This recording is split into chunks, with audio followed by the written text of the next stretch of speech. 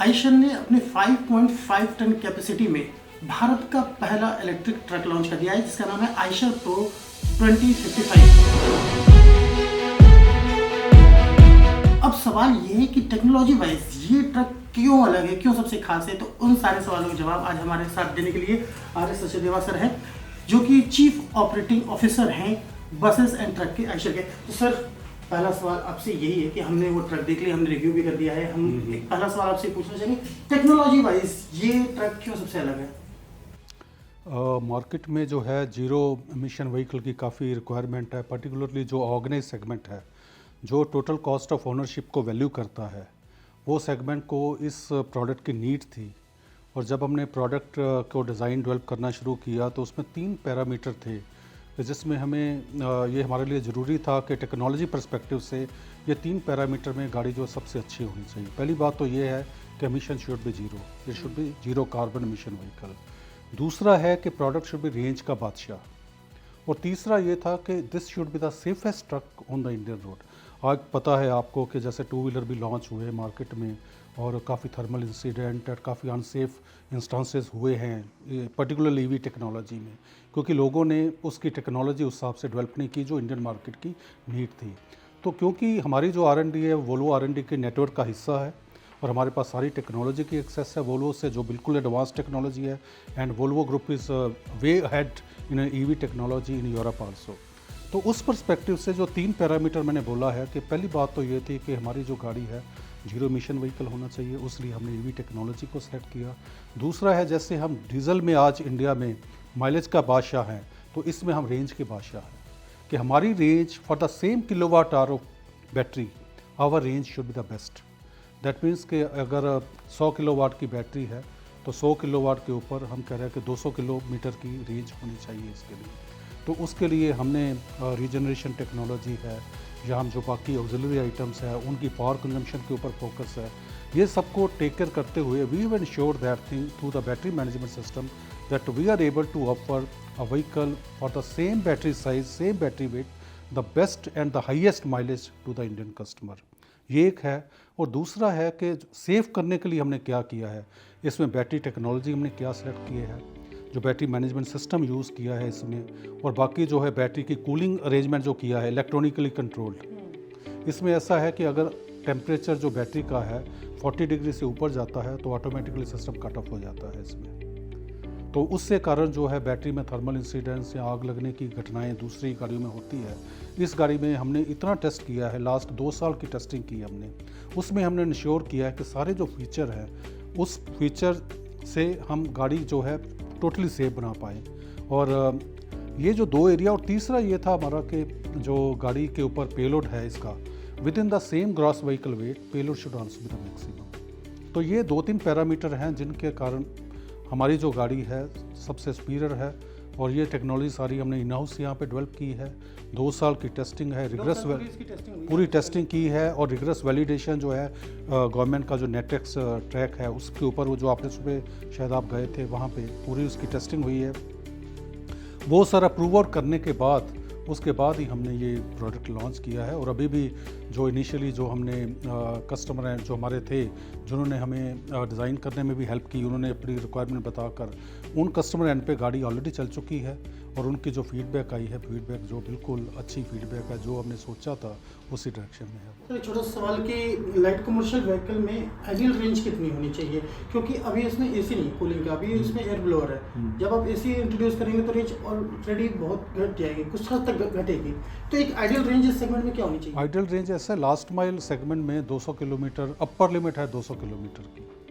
अगर 150 to 200 kilometre की range है तो वो ऑप्टिमम है किसी भी शहर में, चाहे वो मेट्रो है, चाहे टियर 2 या टियर 3 सिटी है, उसके लिए 150 to 200 kilometre the ideal range for this type of last mile vehicle. And ये जो अचीव करने के लिए आपको कितनी कैपेसिटी की बैटरी लगानी है और कैसे आपने रीजनरेशन और बाकी एनर्जी मैनेजमेंट को बैलेंस किया है, कैसे आपका सिस्टम बैटरी मैनेजमेंट सिस्टम काम करता है, वो सारा हमने डेवलप करके ये इंश्योर किया है। और अगर हमने इससे ज़्यादा रेंज देनी है तो वो भी हम प्रोविज़न रख रहे हैं आगे फ्यूचर के आने लिए। वाले समय में ज़्यादा रेंज भी हाँ, रेंज ऑफर कर सकते हैं। उसमें क्या है, इसमें 67 किलोवाट आवर की बैटरी है, वो 67 को हम 100 किलोवाट आवर कर देंगे तो उससे इसकी रेंज जो है 150% और बढ़ जाएगी। दूसरा क्वेश्चन जो आपका था कि इसमें एसी के कारण क्या इम्पैक्ट आएगा। एसी के कारण नॉर्मली जो है एम्बिएंट टेम्परेचर पे डिपेंड करता है वो भी, बट अगर हम इंडियन टेम्परेचर लेते हैं कि एसी जो यूज़ होता है बिटवीन 35 टू 45 तक अगर यूज़ करते हैं तो उसमें जो है 5 to 7% रेंज जो है कम हो जाएगी इसकी, 5 to 7% रेंज। अगर आज 150 किलोमीटर या 160 किलोमीटर है तो आप कैसे 10 किलोमीटर के करीब रेंज। सर एक चार्जिंग टाइम को लेके एक ऐसा सवाल था जो मेरे जहन में था जब मैं इसका रिव्यू कर रहा था कि अगर आप एसी के थ्रू चार्ज करते हैं 7.5 किलोवाट के तो आपको 8 से 10 घंटे देने पड़ेंगे और फास्ट चार्जिंग में आपको 2.5 से 3 घंटे का समय लगेगा 30 किलोवाट। सर अगर हम एक ईवी जब कोई खरीदता है स्मॉल कमर्शियल व्हीकल में उसका एक बहुत बड़ा फंडा उसके दिमाग में रहता है कि ना बचत करनी है, लेकिन अगर फास्ट चार्जिंग से अगर वही आदमी चार्जिंग कर रहा है तो क्या आपको लग रहा है कि जिस माइलेज के लिए वो गाड़ी खरीद रहा है वो चीज़ थोड़ी कम हो जाएगी, क्योंकि एसी में तो फिर उसको 8 से 10 घंटे वेट करना पड़ेगा। वो है वह फास्ट चार्जिंग का कर सकते हैं तो उसमें जो इंफ्रास्ट्रक्चर कॉस्ट है वो थोड़ी ज़्यादा रहती है, जबकि आप जब डबल पे कॉस्ट होता है तो उसके लिए अभी हम तो कुछ कर नहीं सकते इसमें, बिकॉज वो हम मैन्युफैक्चर नहीं करते हैं उसमें, पर हम टाई अप कर रहे हैं जो चार्जिंग मैन्युफैक्चरर्स हैं वो they are also waiting for the scale.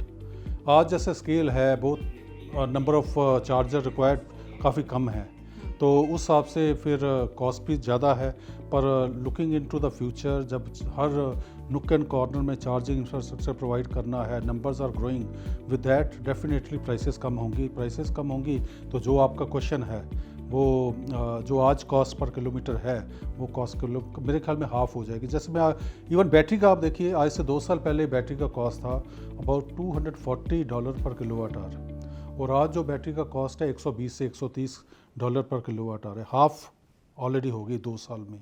और आज उसके कारण हमारी स्केल बेटर हो गई है, अफोर्डेबिलिटी बेटर हो गई है for our customer to buy this vehicle. तो सिमिलरली जो पूरा इकोसिस्टम है उसकी कॉस्ट भी कम होती जाएगी जैसे जैसे प्रोलिफरेशन बढ़ती जाएगी। एक छोटा सवाल मैं और ऐड करना चाहूँगा उसमें कि 8 से 10 घंटे वेट करने के बाद एसी की हम बात करते हैं चार्जर से, अगर कोई करता है और उसको 100 से 150 किलोमीटर का रेंज मिल रहा है तो दिन में समझ लीजिए कि उसके 2 ट्रिप हो सकते हैं, तो क्या अभी के हिसाब से मोर देन सफिशिएंट है ये? नहीं, एक है कि जो आपके अजम्पशन है कि ड्यूरिंग डे टाइम वो वेट कर रहा है, वैसा हम नहीं प्रज्यूम कर रहे।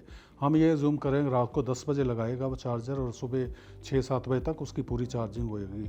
तो अगर ओवरनाइट वो चार्जिंग करता है और डे टाइम में 12 से 15 घंटे यूज़ करता है तो इसकी जो टोटल कॉस्ट ऑफ ओनरशिप की कैलकुलेशन है उस हिसाब से he will be very very profitable. Last question, हम 2024 में आ गए हैं, व्हीकल सस्टेनेबिलिटी को लेकर आपका क्या कहना है, मतलब क्या आपकी प्लानिंग है सस्टेनेबिलिटी का? ये सस्टेनेबल व्हीकल है, दिस इज सस्टेनेबल टेक्नोलॉजी है।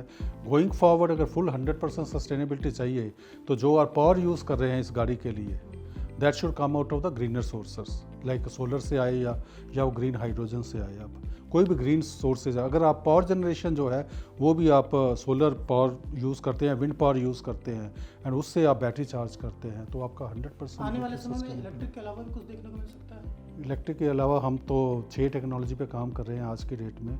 डीजल है, बायोडीजल है, हमारा CNG, LNG, EV और hydrogen internal combustion engine and hydrogen fuel cell, 6 technology पे आज हम काम कर रहे हैं क्योंकि फ्यूचर का पता नहीं किसी को कि अभी भी हम नहीं कह सकते कौन सी टेक्नोलॉजी कहाँ ज़्यादा यूज़फुल होगी। तो 6 टेक्नोलॉजी में से हम देखेंगे जो भी टेक्नोलॉजी ज़्यादा कस्टमर के लिए फ़ायदेमंद होगी उसको आगे लेके जाएंगे।